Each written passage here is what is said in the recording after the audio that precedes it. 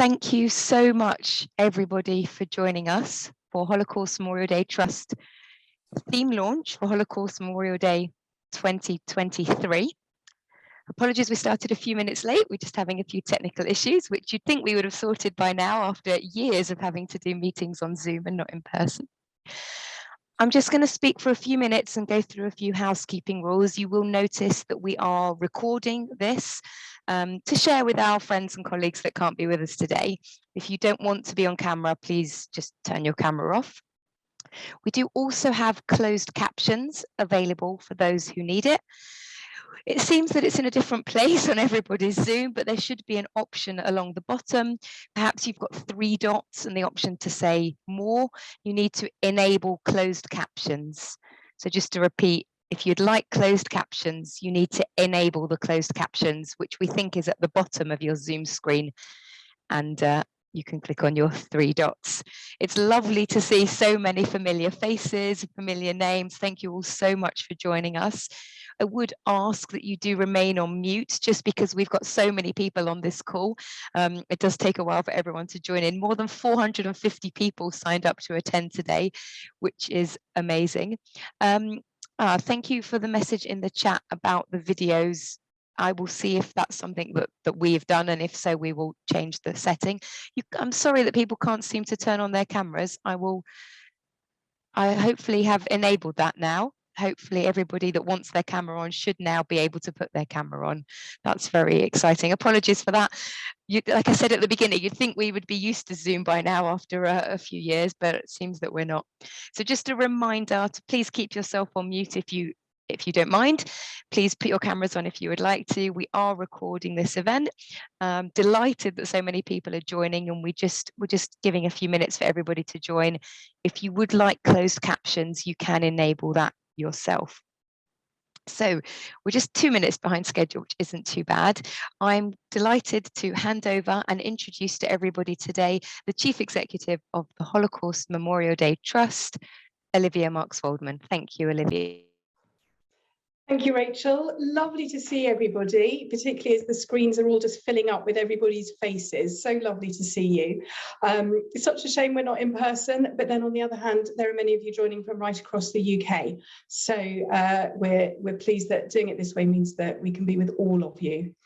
As everybody knows, Holocaust Memorial Day takes place on the 27th of January every year, a day that we put aside to mark some time when we can come together to remember the past, to learn about the Holocaust, about all victims of Nazi persecution, those from other communities who were persecuted by Nazis, and to remember and learn about the genocides that took place since the Holocaust in Cambodia, in Rwanda, in Bosnia, and in Darfur. On Holocaust Memorial Day, we all learn more about the past. We empathize more with people today, and we all take action for a better future. It feels as if we've only just finished marking Holocaust Memorial Day 2022.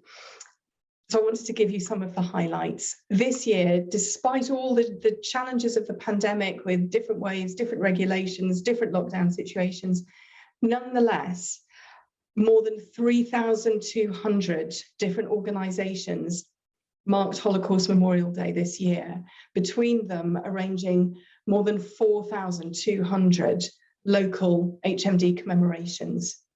Tens of thousands of people watched the UK ceremony from our broadcast, with millions more watching the clips of it on the BBC News, on other broadcasters, and on the One Show. More than 200 buildings around the UK lit up in purple to light the darkness and stand in solidarity, and candles were placed in windows in households right across the country. Building on that, we are now ready to launch our theme for Holocaust Memorial Day 2023. And I'm so pleased that you're all going to be the first to hear about the theme. It's so lovely to have so many of Holocaust Memorial Day Trust's friends and supporters, local activity organisers, young people, representatives from sister organisations and MPs, all of you joining us on this call. The theme for Holocaust Memorial Day in January next year is one that the team is very excited about and hope that you will be too. I think it's going to be a very rich theme that will enable us to learn a lot about the past and to think about today very differently as well. So I will hand over shortly to my colleague, Tony, our Senior Outreach Officer, who will explore the theme a little bit and share with you some of the ways that you can use the theme at your Holocaust Memorial Day event next year. So what is this theme? The theme for Holocaust Memorial Day 2023 is Ordinary People.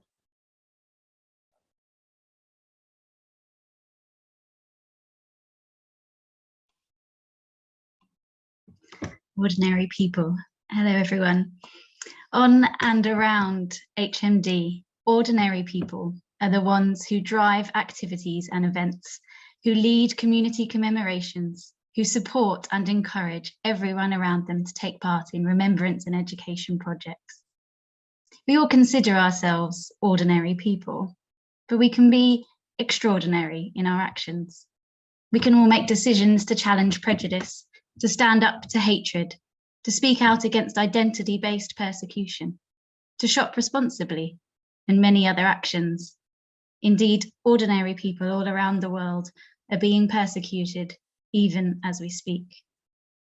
In order to explore ordinary people, this theme looks at specific categories: perpetrators, bystanders, rescuers. It's important to note that people do not always fall neatly into one of these categories, and that within these categories, within sectors, jobs, responsibilities, there were a range of responses to what was going on around them, as the example of railway workers in the Holocaust shows. Holocaust survivor Dr. Martin Stern, MBE, who we're delighted to welcome as one of our speakers this evening, recalls, "As a 5-year-old, I could stand at the edge of the clearing where the trains were being loaded. People were like sardines in those wooden trucks. And the people loading them in, they were railway men. They didn't look terribly different from the railway men who check my tickets these days. They looked like ordinary people." Henryk Gagowski was a conductor who gave testimony to Claude Lanzmann in his film Shoah. Henryk estimated that he transported approximately 18,000 Jews to Treblinka extermination camp. It is estimated that 800,000 people were murdered at Treblinka. Henryk said that he drank vodka all the time because it was the only way to make his job bearable. Léon Bronchart was a French railway worker who was made righteous amongst the nations for helping his Jewish neighbours, hiding a Jew, and for refusing to drive a train containing political prisoners. These railway workers show us the spectrum of experiences that ordinary people had in genocide. At your HMD event, you could use this example of railway workers, or you could select a different category of ordinary people. For example, perpetrators, taking time to stop and think about the role of the police involved in rounding up victims, or secretaries typing the records of genocide, dentists or doctors carrying out selections, or the ordinary people who were neighbours wielding machetes in Rwanda, school teachers turned concentration camp guards in Bosnia. John-Louis Mazimpaka, a survivor of the genocide against the Tutsi in Rwanda, recalls that when the killing started, to be honest, everyone was involved. Our neighbours, friends, but we didn't know the killings were to the extent of what happened. The theme of ordinary people can also be extended to include a focus on ordinary objects, such as the self-winding wristwatch worn by many Bosnian men and boys. It didn't require batteries, and it used the motion of the wearer to stay wound up and working. After the killings in Srebrenica, Bosnian Serb forces denied they had committed genocide by executing innocent civilian Muslims. They claimed mass graves contained men killed in battle as part of the war. Investigators and forensic anthropologists dug up the graves to find out what had happened, and they found evidence that the men and boys in these graves had been tied and blindfolded. Some were naked and others were wearing civilian clothing, not what you'd expect from soldiers killed in battle. They also found several of these wristwatches. The watches kept their time for 36 to 48 hours after the wearer had stopped moving. Then they came to a halt.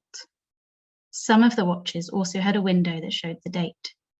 These wristwatches gave investigators a reliable estimation of the time and date that their owners had been murdered, and so they were presented as evidence in court when the perpetrators were charged with the crime of genocide. There are many different ways to explore the theme ordinary people as part of your HMD activity, and I've covered just a couple of ideas here. There are more ideas on our theme paper, which you can read online after this launch, and you can, of course, come up with your own interpretations, and we encourage you to do so. We're really looking forward to seeing what you choose and how you use the theme ordinary people in your local activities to mark HMD 2023. Now I'm going to pass back to Olivia to introduce our next speaker. Thank you, Tony. I'm going to introduce two wonderful speakers who will be in conversation with each other. Barbara Yellen is the author and illustrator of the graphic novel Ermina, the story of one German ordinary woman, which is loosely based on Barbara's own grandmother's experiences. Holocaust survivor Dr. Martin Stern, MBE, introduced the Holocaust Memorial Day Trust to this wonderful book. So it's only fitting to have Martin with us today. As a young child, Martin was deported to Theresienstadt, and you can read more about his life experiences on our website. Ermina is available to purchase online as an ebook, and we are working with the publishers. We are delighted and very honoured that both Martin and Barbara are going to share some of their thoughts on this theme for Holocaust Memorial Day 23 and share their insights into Ermina. Martin and Barbara, thank you for joining us today. I will hand over to both of you. Thank you, Olivia, and welcome, Barbara. Thank you. Barbara Yellen, you are in Germany a very well-known producer of graphic novels, and anybody who goes on to Amazon and looks you up can find an amazing diversity of graphic novels. There are novels about art for children. There is a novel about a woman who poisoned a lot of people. There is a story about an Israeli actress and her peace activities, her passion to produce peace with the Palestinian Arabs. And then you wrote a graphic novel about your grandmother. What made you do that? Thank you, Martin. And I am very grateful today to be in conversation with you here. And thank you for this occasion. Thank you for having me. Maybe I just share the screen already and show my first image.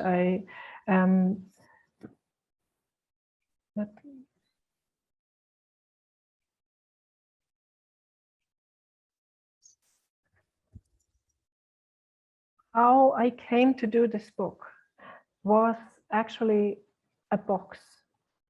There was a box which I stumbled about 15 years ago. And it was a box of things of my late grandmother and my mother's flat. And my grandmother herself had died 25 years ago. She had died when I was 18 years old. And what I found in this box was this. It was a collection of letters, of documents and diaries of her. Also some documents of my grandfather I never knew. I had been always interested in history and how to depict it. And as Martin said, I already did several books about many women in historical circumstances. But with Ermina, it was, of course, different because it was about my own family. And I started to read I started to read, and soon I realized that my grandmother hadn't told me much about her life in the time of pre-war and war. I had questions. It raised questions, irritating and unsettling questions about a change of someone like her. A change so radically. I had questions about bystanders, passivity and complicity of someone like her. And eventually I realized that these questions might be maybe more general questions who a lot of other people have been interested in. And I decided to create a graphic novel from this material. This is the cover of the graphic novel, and it became a novel, the book I did, but it is based on the documents of my grandmother. It is a story about a life. Working on this book was like, let me say, putting together a jigsaw puzzle. There have been pieces which I had and I knew about, and others which I hadn't. And based on a lot of research in archives and other biographies and other memories, and the help also of historians, and also some fiction, I created this graphic novel. It is about a young German woman. I named her Emina. She's 19 years. She was eager to stand on her own feet. She was, maybe you can say she was, you could consider her modern for her time, maybe even courageous, maybe, and she was also naive, absolutely non-political. And she moved 1934 from Stuttgart to England because she didn't want to stay in Germany. Who met here and fell in love with a student from Barbados. And then, only a few years later, she decided fatally to return in 1936 to Nazi Germany. And there we see her changing. She changed, she became, and now let me turn the cover because I tried to show the other side. She became a bystander. She married a Nazi architect. She turned into someone who profited from the Nazi regime, and she was turning a blind eye to the visible persecution of the Jews. And Mina tries to do a reconstruction of this story and these questions I had. And let me show you a short extract from the book. Sorry, I have to turn it back. So this is a reading from the graphic novel. It is a part of in the middle, and I read it to you panel by panel. We start in the middle of the night. She is in Germany. She is already married. The book is also about keeping silent, about things unsaid, and there's a lot of silence in here, and there's a noise from outside.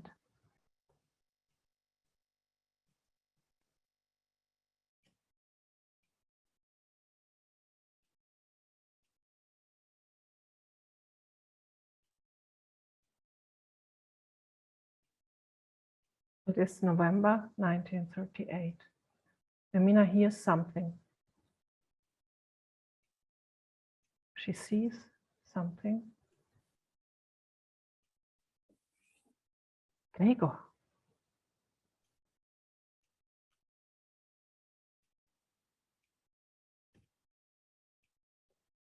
The noise. There's the Jewish shop on the other side of the street.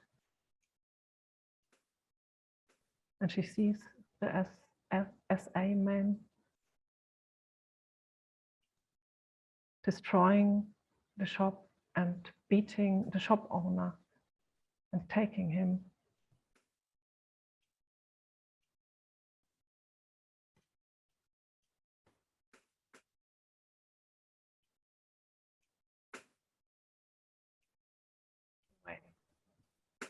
There's silence.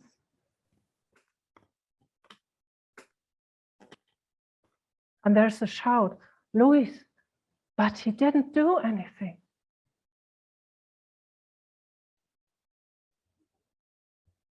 And she's the one who is shouting, isn't anyone awake? Why won't anyone help? And this is the wife of the shop owner. There's silence. Gregor, are you awake? Gregor.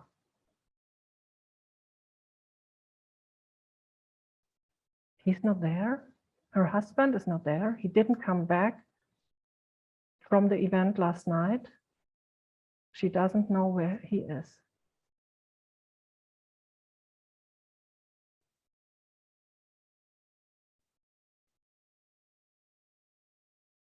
And she falls asleep. And this is next morning. Ermina.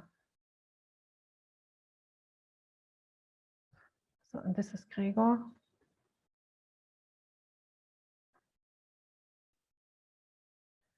And this is Ermina's husband. And in fact, when I researched my family history, I was shocked to find the proof that my own grandfather who died, who fell in the war in 1944, so I never knew him, that he had been a member of the SS. And I must assume that he took part in what happened in this night, in these atrocities. And there he comes back in the morning, and Ermina doesn't know where he was. Gregor, you scared me. I couldn't wake you. I couldn't sleep. You weren't here. I was needed. I'm just here briefly, so that you don't worry. Gregor, last night at the Jew store. Yes, I just saw. Ermina, I have to go back. Orders are orders. Vom Rat is dead. That has consequences. Do me the favor of staying home today. See you later. Click. Bye.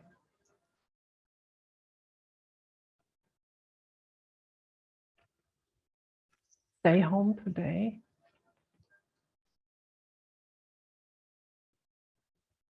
And then he decides to go out.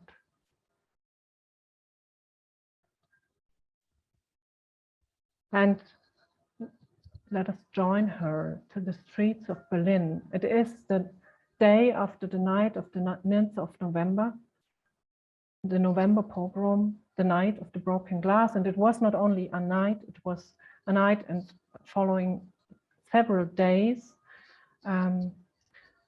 of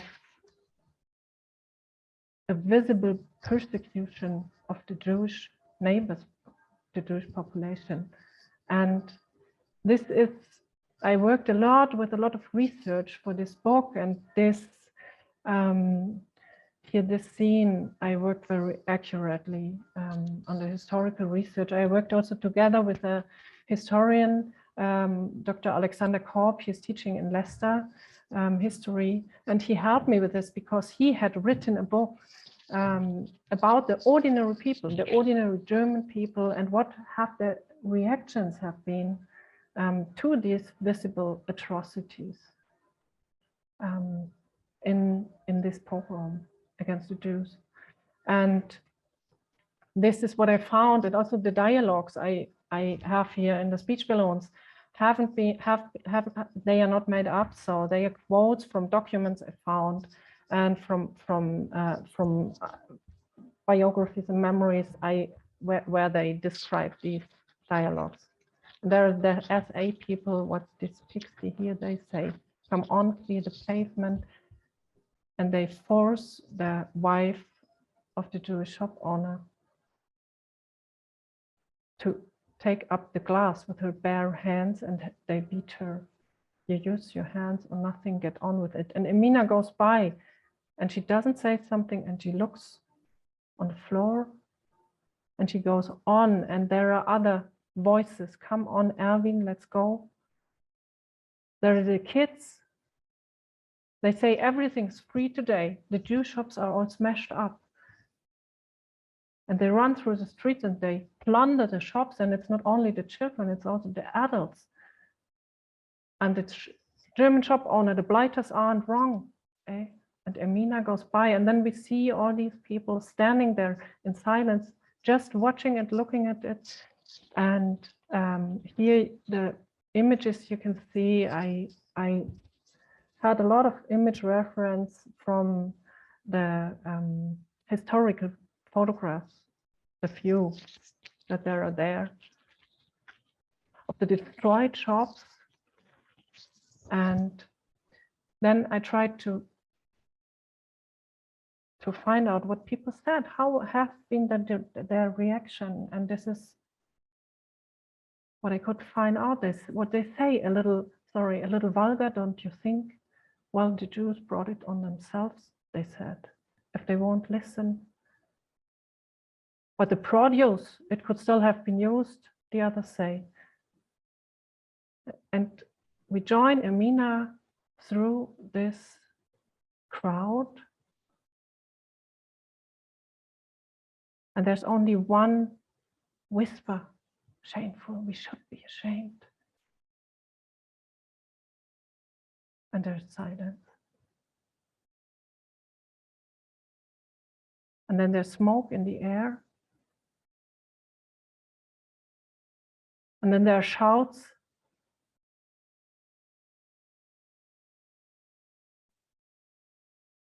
And there's Emina. And there are people who take part at these atrocities. And there are others like her who just stand there and watch. And here you can see what really happened. And everyone could see the synagogue burning as S people, as A people. And we know what happened. Several hundred in these pogroms were murdered. Several hundred committed suicide. Several hundred of Jewish people, of Jewish former neighbors. And more than 1,000 synagogues had been destroyed. And 30,000 have been deported to concentration camps. And here are the German ordinary people watching this. And no one, or almost no one, stood up to this.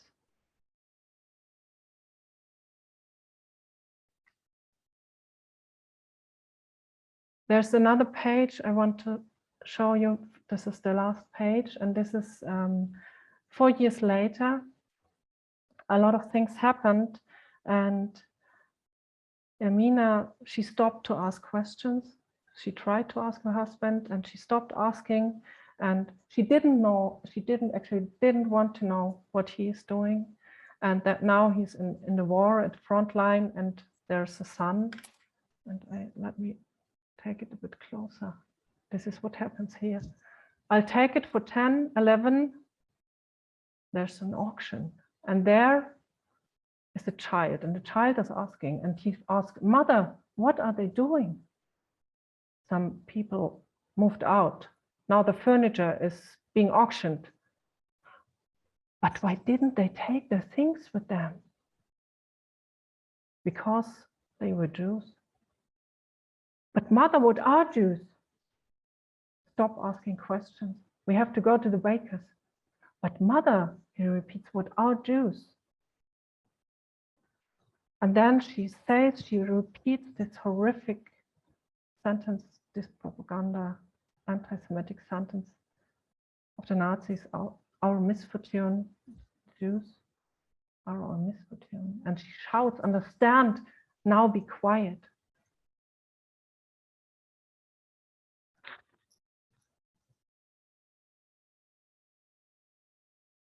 Let me maybe show you where I got these picture references and how I worked. So there is this image of this forced auction, and so many people who profited, who bought here the things, the furniture from the former neighbors who have been deported.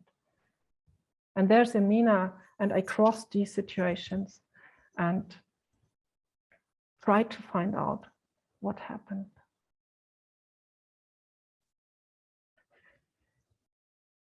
I show you some sketches from making the book, because drawing is my way to approach my questions, to come closer to persons, to conflicts, to situations. drawing for me means thinking, means researching.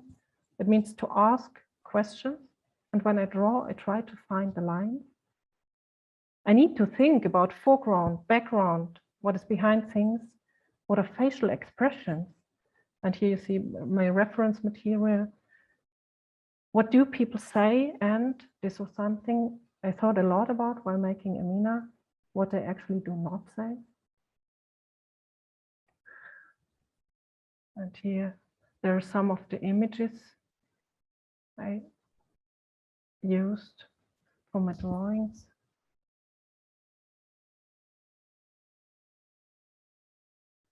And here, let me show you how I work, because this is the technique is very important for me. It's almost the most of it is analog. It's pencils, it's brushes, it's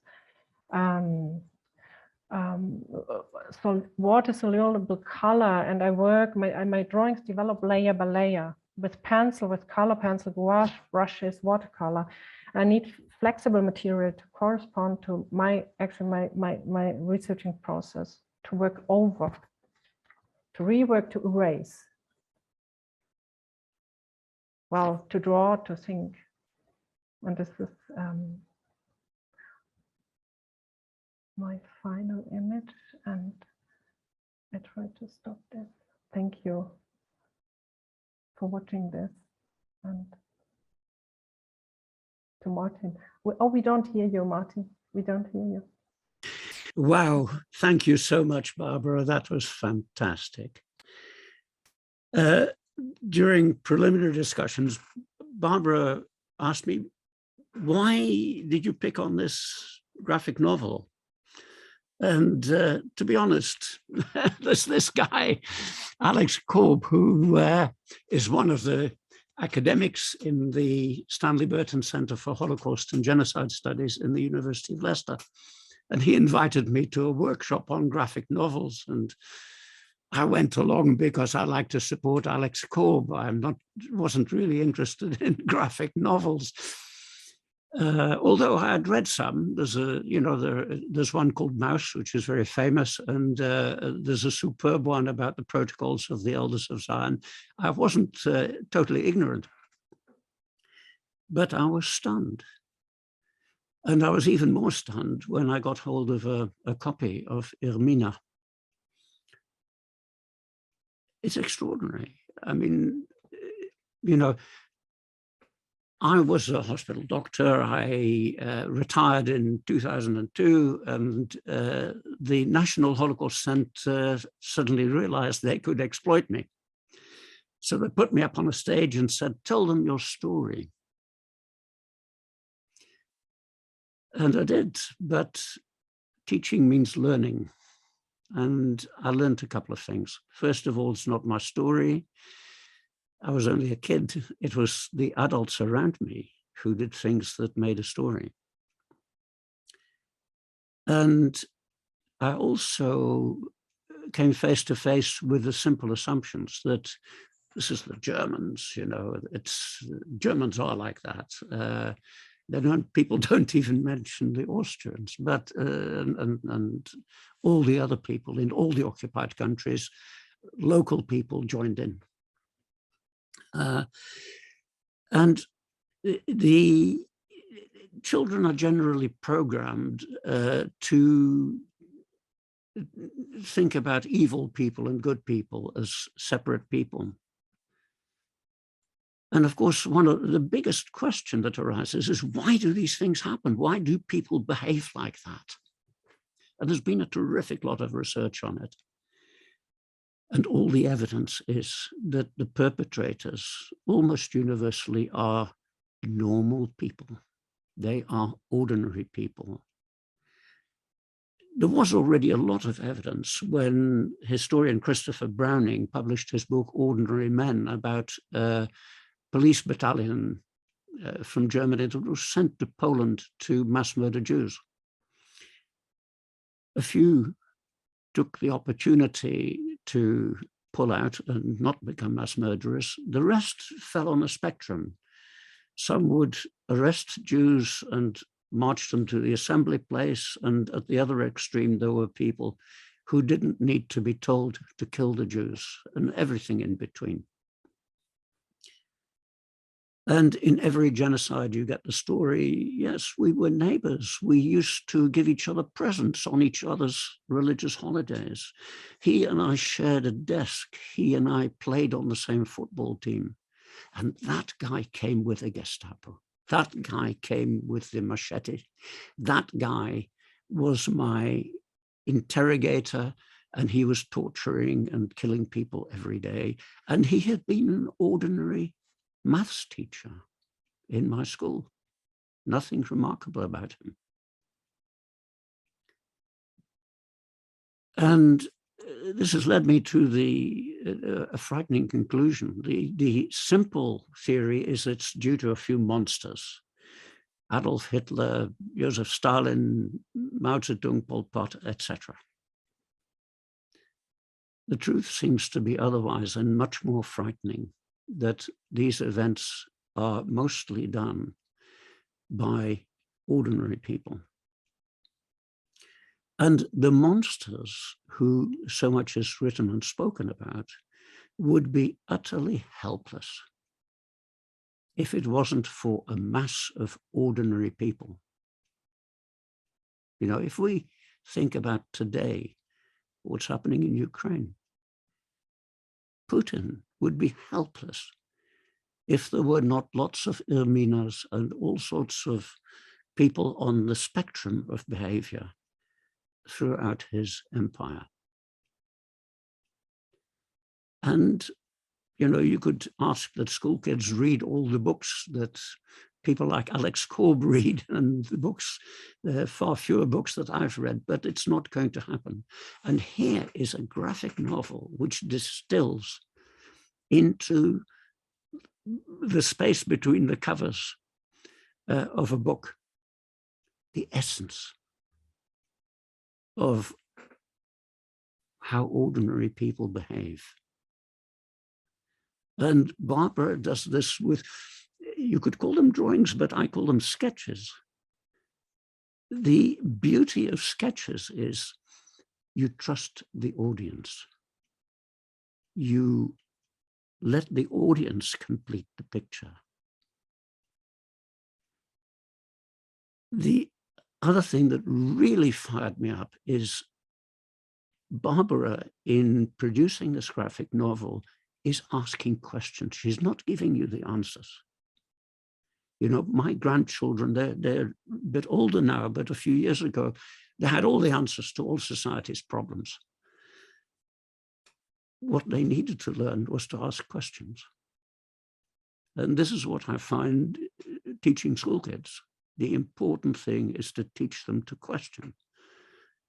And it's difficult. And here is a beautiful example. That's why I was so fired up by the book Irmina. Sadly out of print right now in Britain, but it's going to be reprinted. But you can get it on Kindle, and it works beautifully on Kindle, provided you use an iPad and not a Kindle device. Then it's beautiful.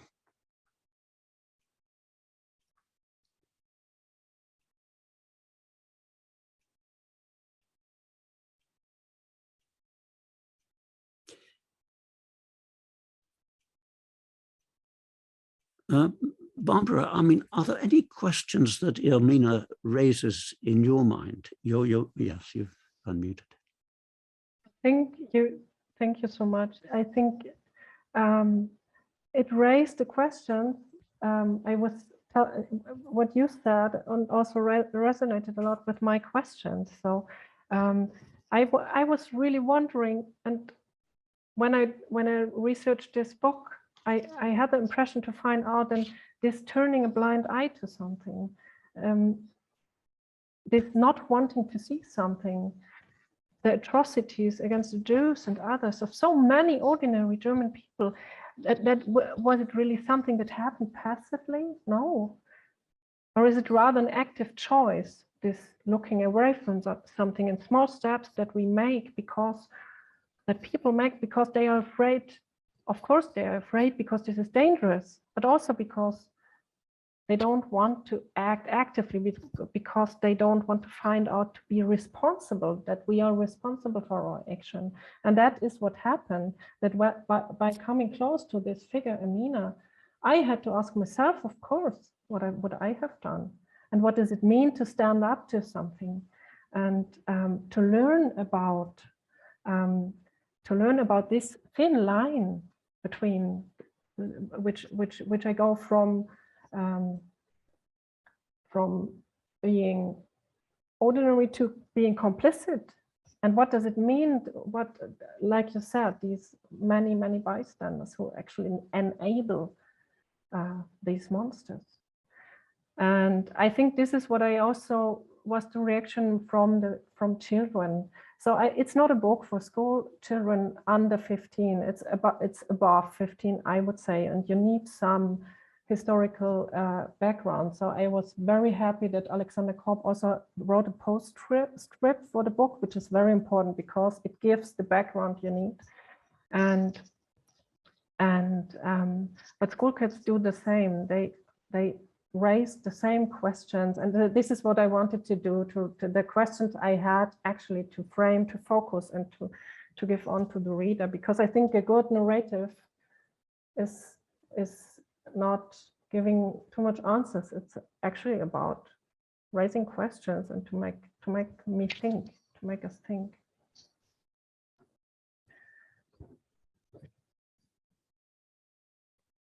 You're muted, I think. You're still muted. Barbara, what is your hope for Erbina?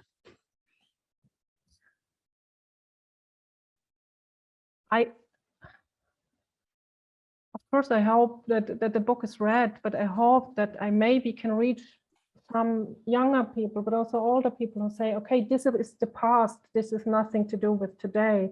I don't need to know this. I know everything. I know enough to reach them and to again make it clear to them that it's not about the past. It's thinking and thinking about these questions. It's about the present and it's about the future, and it's very important, I think, to do this.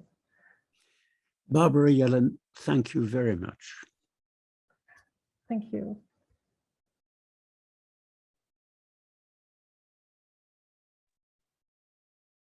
So thank you so much both to Barbara and to Martin. That was absolutely fascinating. I've got a copy of the book here, actually, sneakily, and I can't wait to read it. I know that it's out of print. I also know that it's coming out in paperback very soon. And I've been asked to particularly thank Self-Made Here, the publishers, for being involved in today as well. But Barbara, how lucky were we that you found that box? You know, all of us have been privileged to hear about the contents of the box, how you found it and how it turned into a book, and how ordinary people reacted to a not ordinary situation. And Martin summed up, he talked about the essence of how ordinary people behave. So thank you for that phrase, Martin. Absolutely, you know, what ordinary people can do in circumstances which are not ordinary, and how rapidly they can become ordinary and normal. Tony talked about ordinary people and our theme, which we are very excited about for this coming year. And what we wanted to quickly do now is show you a little film of some of the activities that took place this year, and how you, the people who run the events all around the country, ordinary people, brought so many other ordinary people into HMDT, and such an incredible range of activities and events that you put on. So let's just have a quick look at some of the events that happened last year, which Eva will show. It's just a short film, but it'll just give you a flavour for some of the diverse and exciting and creative ways in which people interpreted last year's theme.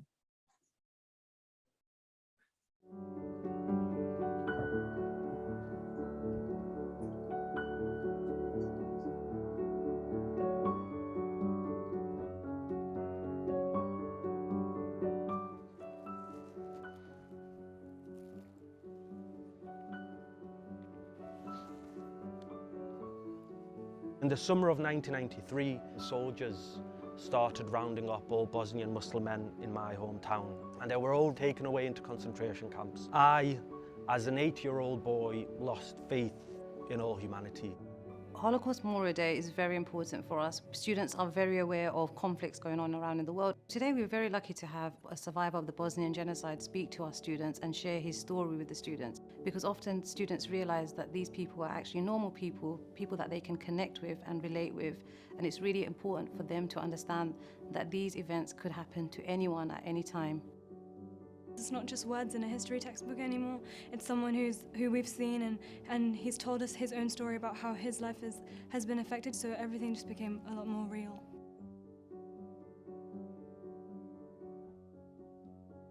We are in the borough of Wigan and Lee, and we have been performing our Holocaust Memorial Day. It has been very important for us as a group of people, and young people in the borough in particular. They've been learning about the Holocaust for many years.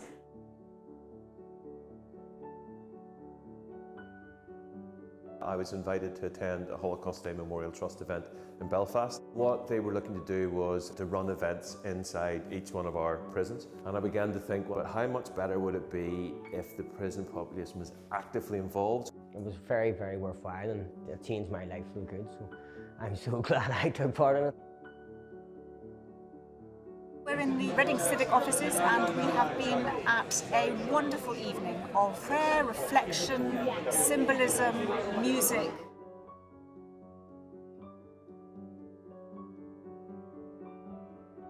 We've learned the partisan song, which we're really proud of, so we're going to be singing that. It made me feel like I was part of something bigger. We knew about the Holocaust, but when we learn it in detail, you realise the horror, and it really does, it impacts you to think how lucky you are to be alive in this generation. Events like this can really help the community to come together as one.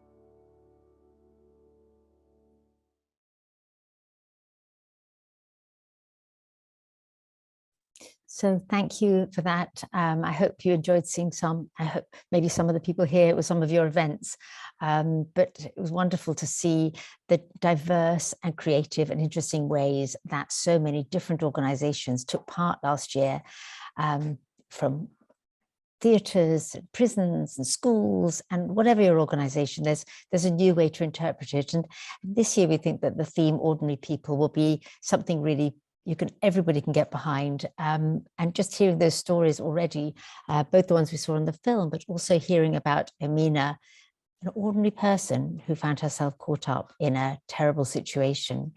And then we have Martin, who, as he said, it wasn't his story, he was a child, he was an ordinary child, and Smajo, who was a child of 8 in the Bosnian crisis, again, affected his life forever.